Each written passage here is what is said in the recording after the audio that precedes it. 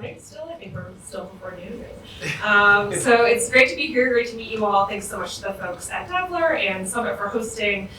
So I'm Gretchen, I'm head of marketing at the Met, and I'm going to walk you through the Met's very unique experience. I think a few people have pointed out, we're one museum, we're a very specific museum, but I'm going to try and give you a sense of how things are going for museums in general in the city. So, recovery status, starting off with a fun chart. But how is the Met doing in terms of recovery after reopening? So we reopened in August 2020. On a very positive note, our local, our tri-state, domestic U.S. attendance is back to normal. It's actually exceeding our pre-COVID levels in some cases. Just to give an example, we had a day over the holiday break, December 29th or 30th, that we had 30,000 people at the museum in one day, which is a lot of people. So things are looking good, but unfortunately, this is not going to be surprising after all the presentations you just sat through. We're not back there yet with international visitors. We're not back to the pre-COVID level. And as you can see from this chart, that number, that percentage has not really moved a ton over the past year or so, let's say. What has also changed quite a bit is what are our top 10 countries. So I think this is pretty interesting here. You can see Canada, European countries at the top pre and post-COVID, but you can see in red Asian countries, China and Japan, have moved from top of the list to bottom of the list.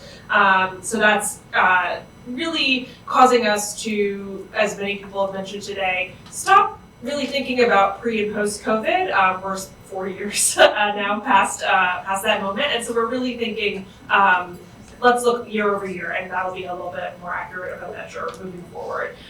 So now we're in a phase where we have folks coming back to New York City. There are folks who have visited before, new travelers, and we're really kind of taking a fresh look at what we think these folks want from us, looking at Mark's presentation as well. So some of the things we're asking ourselves are, do we focus on the classics, the overall institution of the Met, the collection, or do we focus more on limited time offerings like special exhibitions? So again, thinking about when people are planning their travel, how far in advance they're planning their travel, are people really planning a year ahead to come to an exhibition at the Met? Some wonderful people are, but the majority of people are planning while they're here. And then thinking about the folks who are repeat tourists who have been to New York but haven't been in a few years, what are their priorities? How does culture fit in? Is culture an afterthought? Is it a primary reason for visiting? And so, again, it comes back to this question of, a lot of people I talk to say, well, it's the Met. Do you really even need to do any marketing? But I would say, yes, we do. We need to be very thoughtful about who we're bringing to the museum. And beyond that, I think there is sort of this double-edged sword of, we're an iconic location, especially for people who have been to New York. They may have visited already and they think of it sort of as a bucket list item they check off once and they don't need to come back. So how can we make some place that might seem like an obvious top 10 destination in New York more exciting, especially for those kind of indie people who are like wanting to do the Bushwick tour or something like that? How can we make the Met seem exciting? And so, like a lot of other places, we did some extensive tourism research. Recently, in the past couple of months, we did a sort of concentrated survey of tourists who we knew were interested in coming to New York City within the next year, and we focused on 3 markets, UK, Canada, and France, and then we also spoke to US tourists to just have a great comparison to find out whether museums are the reason people are coming to New York or whether we're benefiting from people who are coming for the full experience. We also looked at what artwork or message people were most interested in, so I know it's a little small here, but we just chose 10 areas of our collection, chose 10 images and said, okay, if we were to run an ad, what would you be most interested in seeing? What would make you most excited to come to the Met? And unsurprisingly, it was Van Gogh, top of the list. That's not a surprise to anybody. But one thing that was interesting is George Washington crossing the Delaware, very iconic painting, performed really well, not just among the US, but among international visitors too. So that was maybe not a painting that we would have thought to feature before, but now we'll consider putting it in ads. And then beyond that, we were also interested to find out, has this sort of gap period of a few years caused any harm to our brand internationally? Is having the loss of that sort of word of mouth of people constantly shuffling through the Met and going back to other parts of the world and talking about their great experience impacted us at all?